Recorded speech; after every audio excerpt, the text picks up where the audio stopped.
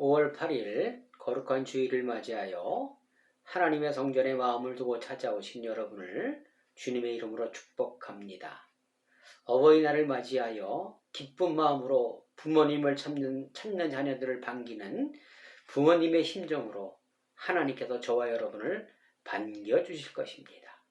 이 시간 함께 교제하고 소통하는 은혜가 넘치는 시간 되시기를 주님의 이름으로 부탁을 드리겠습니다. 오늘 저와 여러분에게 주신 말씀을 봉독해 드리겠습니다. 전도서 8장 11절 말씀입니다. 악한 일에 관한 징벌이 속히 실행되지 아니하므로 인생들이 악을 행하는데 마음이 담대하도다. 아멘. 로마서 7장 21절 이하의 말씀입니다. 그러므로 내가 한 법을 깨달았노니 곧 선을 행하기 원하는 나에게 악이 함께 있는 것이로다. 내 속 사람으로는 하나님의 법을 즐거워하되 내 지체 속에서 다른 한 법이 내 마음의 법과 싸워 내 지체 속에 있는 죄의 법으로 나를 사로잡는 것을 보는도다. 오라, 나는 곤고한 사람이로다. 이 사망의 몸에서 누가 나를 건져내랴. 우리 주 예수 그리스도로 말미암아 하나님께 감사하리로다. 그런즉 내 자신이 마음으로는 하나님의 법을, 육신으로는 죄의 법을 섬기노라. 아멘. 사랑하는 성도 여러분, 지난 한 주간 어떠한 삶을 살아내셨습니까?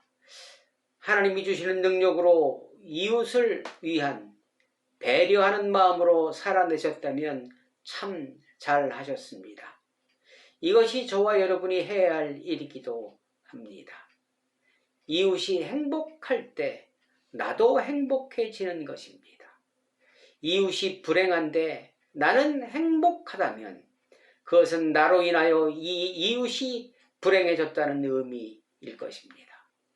이웃을 불행하게 마음 아프게 했다는 것은 곧 하나님의 마음을 아프게 한 것입니다. 하나님은 선악간에 살피신다고 말씀하셨습니다. 오늘 제목이 내가 범죄할 때입니다. 내가 범죄 현장에 있을 때 하나님의 마음은 어떠하실지, 그리고 내가 범죄 현장에 있을 때 임마누엘 하시는 하나님의 시선은 어디를 바라보고 계실까? 라는 질문에서 시작되었습니다. 여러분, 죄는 무엇입니까? 죄는 성경적으로 보면 관역에서 빗나간 삶을 죄라고 얘기합니다. 관역을 맞추지 못하고 빗나가는 것이 죄입니다. 죄에는 두 가지 종류가 있습니다.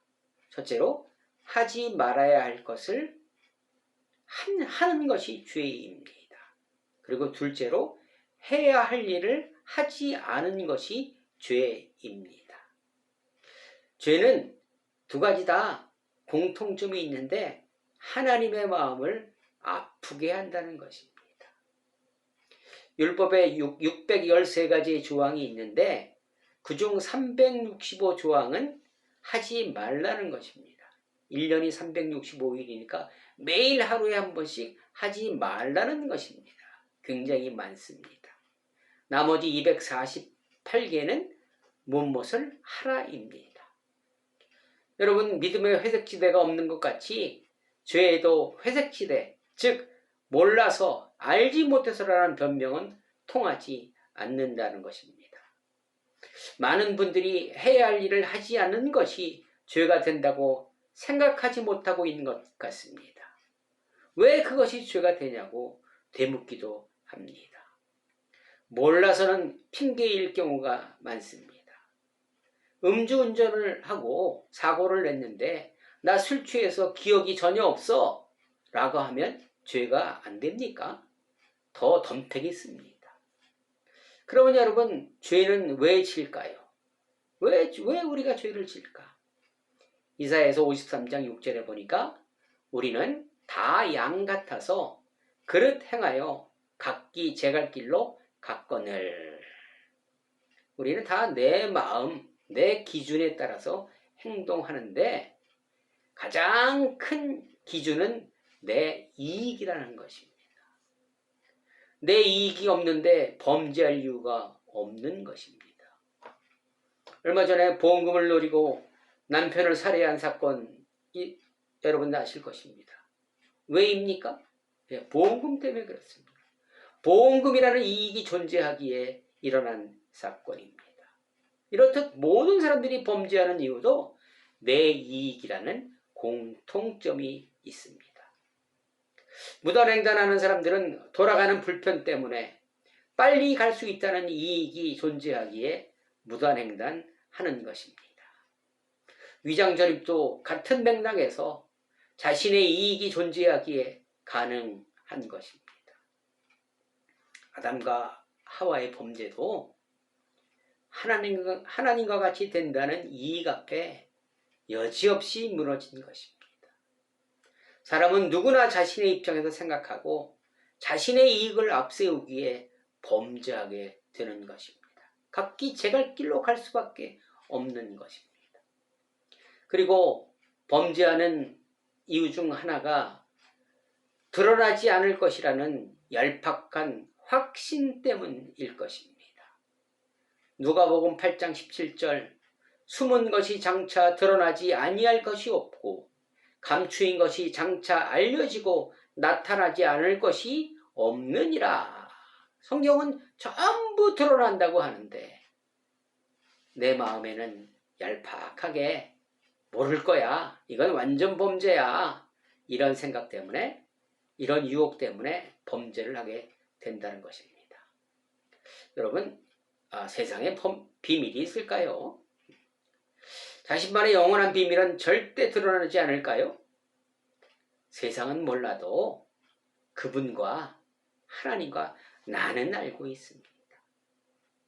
얼마 전 홍대 식당에서 40대 여성 3명이 4시간 동안 비싼 것 많이 시켜 먹고 마시며 시간 보내다가 하나씩 둘씩 돈 안 내고 튀었다고 합니다. 안 잡힐까요? 한두 번 해본 솜씨가 아니라고 합니다. 잡혔습니다. 그리고 여러분 지금 진행되는 청문회를 보면 어떻게 살아야 할 것인가 생각하게 됩니다. 그러면 죄를 질 때 죄의 유익은 무엇일까요? 죄의 유익. 당장 달콤한 얼마간의 이익을 얻을 수 있다는 것입니다. 재래비 아끼려고 원산지 속이면 그람수 속이면 당장 이익이 납니다. 인건비 줄이려고 하도급하면 부실시공 일어납니다. 잠시 쾌락이 있을 수 있으나 결코 오래가지 못합니다. 그 범죄에 대한 달콤한 유혹에 대한 대가가 너무나 큽니다. 감당할 수 없는 땅을 치고 후회하는 일이 일어납니다. 물고기들이 미끼를 먹으려다가 목숨과 바꾸는 것과 동일합니다. 그리고 죄를 지면 어떤 현상들이 일어날까요? 죄는 하나님과의 단절을 의미합니다. 우리가 죄를 지면 하나님과의 거리가 멀어지게 되어 있다는 것입니다. 하나님과 하와가 죄를 짓고 아담과 하와가 죄를 짓고 첫 번째 한 행동이 무엇이었습니까? 하나님을 피해서 숨었습니다. 이렇듯 죄는 하나님과 나 사이를 멀어지게 합니다. 욕심이 잉태한 즉 죄를 낳고 죄가 장성한 즉 사망을 낳는다고 하였는데 하나님과의 단절로 인하여 죽어있는 자의 삶을 살아가게 되는 것입니다. 고린도전서 15장 부활장의 몸은 살아있으나 영은 죽어있는 죽은 자의 삶을 살아가는 그러한 죄는 하나님이 싫어하는 것이기에 하나님과 가까이 할 수 없는 것이 죄의 특성입니다. 죽어있는 자의 삶으로 계속 죄는 유도합니다. 그리고 죄는 하나님과의 단절과 동시에 이웃과의 단절도 일어납니다. 이웃은 하나님이 지으신 창조물이죠. 나는 이웃을, 만일 내가 내 이웃을 내 이익을 위한 수단으로 생각한다면 이웃과의 단절은 당연한 것입니다. 자신을 위하여 이웃을 이용하는 사람은 한 번 당하지 두 번 당합니까? 가까이 하지 않으려는 공통된 마음이 있다는 것입니다. 그리고 오늘 본문 전도서 8장 11절, 악한 일에 관한 징벌이 속히 실행되지 아니하므로 인생들이 악을 행하는 데 마음이 담대하도다, 이렇게 말씀하십니다. 우리가 죄를 지어도 징벌이 바로 오지 않습니다. 그렇죠, 여러분? 그 이유가 무엇일까요? 하나님이 착각해서, 몰라서, 알지 못해서 그럴까요? 아닙니다. 그것은 저와 여러분을 위한 하나님의 사랑 때문에 그렇습니다. 하나님은 사랑이기에 그렇습니다. 만일 죄를 지으면, 죄를 지은 즉시 징벌이 온다면 세상에 살아있는 사람이 있을까요? 단 한 사람도 없을 것입니다. 그런데 저는 제 생각에 정말로 징벌이 속히 진행되지 않는다고 말씀하시는데, 여러분은 이 말씀에 대해서 어떻게 생각하십니까? 징벌이 속히 진행되지 않는 긍정적 이유가 저와 여러분을 사랑하기에 회개할 기회를 주시기 위한 것이라면 여러분, 부작용도 있을 것입니다. 그렇지 않겠습니까? 시편 37장 1편에 보면, 1절에 보면, 악을 행하는 자들 때문에 불평하지 말며 불의를 행하는 자들을 시기하지 말지어다. 그들은 풀과 같이 속히 배임을 당할 것이며 푸른 채소같이 쇠잔할 것이미로다, 이렇게 말씀하십니다. 징벌이 속히 오지 않는 가장 큰 부작용은 악인들이 늘어난다는 것입니다. 그리고 악인들이 형통하는 것처럼 보인다는 것입니다.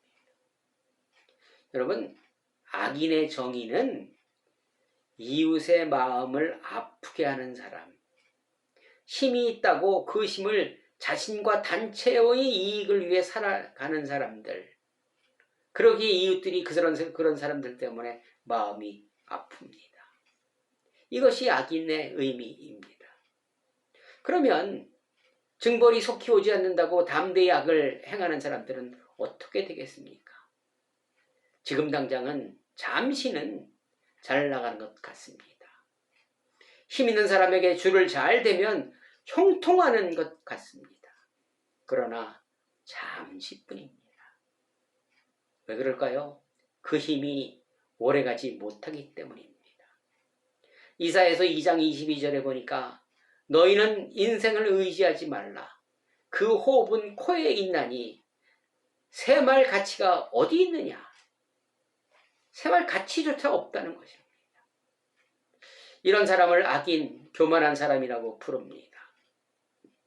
죄는 하나님과 멀어지게 하는 것이기에 그 사람은 자신이 한 일로 인하여 영원히 꺼지지 않는 불구덩이에 떨어지게 된다는 것입니다. 죄를 지은 사람들은 가장 불행한 사람들이라는 거예요. 여러분, 지옥은 남이 가라고 해서 가는 것이 아니고 자신이 가는 것입니다.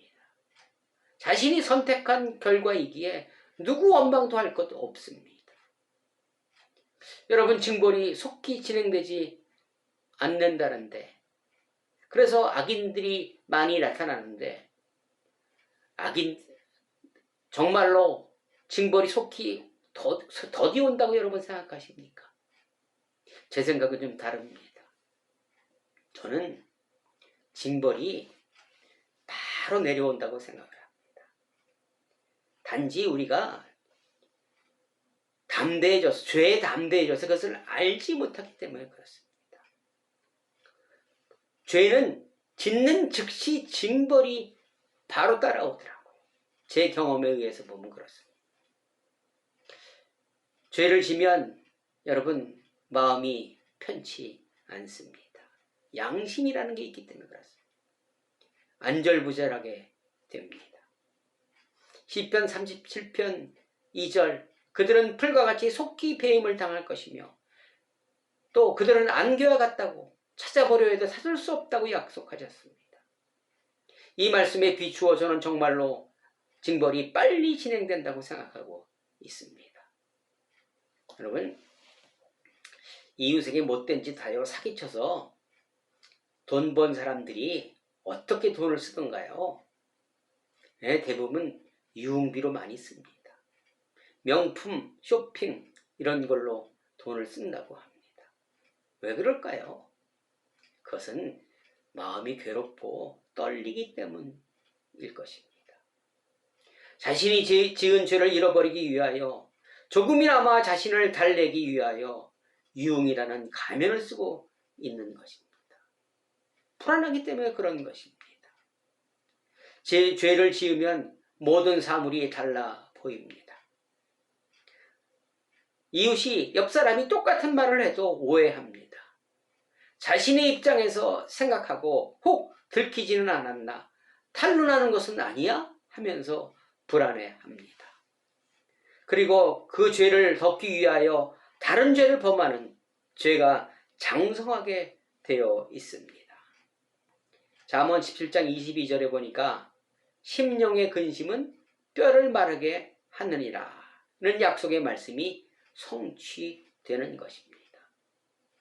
저는 하나님께서 범죄한 자의 마음을 근심하게 하시는 징벌을 속히 내려주신다고 생각합니다. 마음에 근심 걱정이 있는 사람들은 정상인들과 많이 다릅니다. 쇠약해집니다. 의욕이 없습니다. 사는 재미가 없습니다. 불안합니다. 잠시의 쾌락에 비해 감당할 수 없는 무거움에 직면하게 되는 것입니다. 전에 어느 은행 직원이 고객의 돈을 가로채기 시작했습니다. 지금처럼 전산이 완벽하지 않을 때 실화입니다. 고액을 맡기는 고객들만 골라서 범행을 저질렀습니다. 그 고객이 오면 창구가 아닌 자신의 책상으로 불렀다고 합니다. 아유, 고액을 맡기는 고객님, VIP 고객님 하면서 통장에 얼마 입금했다고 기록해 주었습니다. 도장 찍어주고. 그리고 그것은 은행에 입금하지 아니하고 자기 주머니로 다 채워갔습니다. 이렇게 들통이 나지 않으니까 점점 횡령 액수가 커졌습니다. 액수가 커지기 시작하니까 불안해지기 시작합니다. 자신이 없을 때 혹 그 고객이 올까? 내가 직접 케어를 해야 되는데 다른 창구로 들리지는 않는지 불안해서 화장실도 제대로 못 갔다고 합니다. 결국 들통이 나서 경찰에 체포되었을 때 그가 한 말은 이제는 화장실 마음 놓고 갈 수 있다는, 이제는 마음이 후련하다고 합니다. 자수하여 광명찾자는 말이 있습니다. 이렇듯 범죄는 심령을 괴롭게 합니다. 바람핀 사람들의 행동은 어딘가 다릅니다. 범죄한 사람들의 공통점이기도 합니다. 더디 오는 것이 아닌 빛의 속도로 다가온다는 사실 꼭 기억하시기 바랍니다. 그리고 생각해 볼 것이 죄사함입니다. 우리가 죄를 짓고 회개하면 하나님은 우리의 죄를 사하여 주십니다. 약속하셨기에 변규할 수 없는 사실입니다. 그렇다면 죄의 값은 어떻게 될까요? 우리가 회개만 한다면 죄의 값도 없어지나요? 그렇지 않습니다. 영화 보신 분들도 있겠지만 영화 밀양에서 자신의 아들을 죽인 범인이 교도소에 있을 때 주인공 전도연이 하나님을 만납니다. 그래서 그 범인을 용서하라는 마음을 주셔서 교도소를 찾아갔을 때 그 범인은 당당합니다. 나는 이미 하나님께 용서를 받았다고, 당신이 용서하지 않아도 된다고 당당합니다. 전도연은 그 깨달은 울부짖음을 하나님께 토해냅니다. 이런 사건들이 많이 일어납니다. 돌이킬 수 없는 범죄를 저질르고 당사자에게는 사과 한마디, 보상 일 한 푼 해주지 않으면서 판사에게는 사과하고 또 나는 교회 가서 회개했으니 난 됐다. 이런 일들이 많이 일어납니다. 하나님은 정말로 죄를 용서하시는데 그 기준은 무엇일까요? 고린도서 5장 10절 보니까 이는 우리가 다 반드시 그리스도의 심판대 앞에 나타나게 되어 각각 선악간에 그 몸으로 행한 것을 따라 받으려 함이라. 이렇게 말씀하십니다. 우리가 진정으로 주님 앞에 나가면 하나님은 우리의 죄를 용서하십니다. 그러나 그 죄값은 철저히 치르게 하십니다. 하나님은 질서의 하나님, 공의의 하나님이시기 때문에 그렇습니다. 진정한 회개라는 것은 당사자와의 화해도 포함되어 있는 것입니다. 마태복음 5장 23절에 보니까 그러므로 예물을 제단에 드리려다가 거기서 내 형제에게 원망 들을 만한 일이 있는 것이 생각나거든 예물을 제단 앞에 두고 가서 먼저 형제와 화목하고 그 후에 와서 예물을 드리라. 이렇게 말씀하십니다. 베드로전서 4장 1절에 보니까 육체의 고난을 받은 자는 죄를 그쳤음이라. 이렇게 말씀합니다. 하나님께서 철저히 우리의 죄값을 물으시는 이유입니다. 육체의 고난을 통하여 죄를 그칠 수 있기 때문에 그렇습니다. 사랑하는 성도 여러분, 제가 생각하는 죄의 개념과 여러분이 생각하는 죄의 개념과 차이가 있으십니까? 저는 매일 범죄의 자리에 있음을 고백합니다. 하라는 섬김 대신 갑질의 자리가 대신하였습니다. 이러한 저의 모습을 보고 하나님은 무엇라 하실까요? 내가 범죄할 때 하나님은 어디에 시선을 두고 계실까요? 이번 주는 어버이 주일입니다. 자녀들이 부모님께 효도하는 주간이기도 합니다. 저와 여러분들도 영적 아버지께 효도하시면 어떠하십니까? 상한 심령으로 나의 마음과 모든 것을 정성을 다해 고백하는 효도 말입니다. 오늘이라는 시간에 내일이 아닌 지금 효도해 보시기 바랍니다.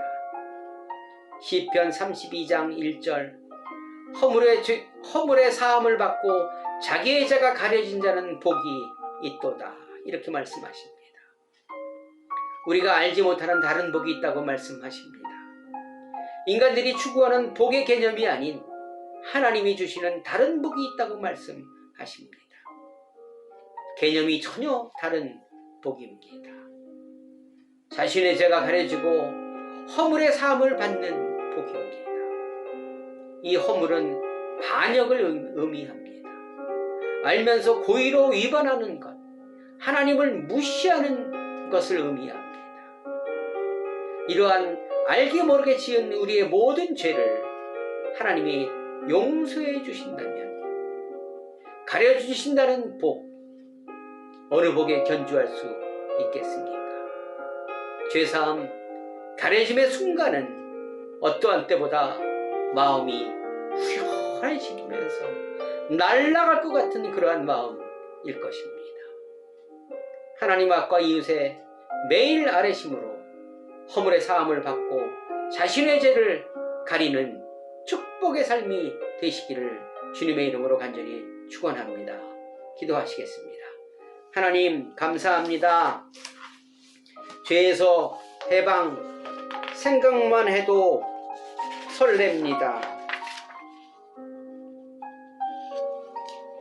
내가 범죄할 때 하나님은 나를 어떤 시선으로 바라보실까 생각하는, 그러므로 죄에서 멀어지는 복된 삶이 되게 하여 주옵소서.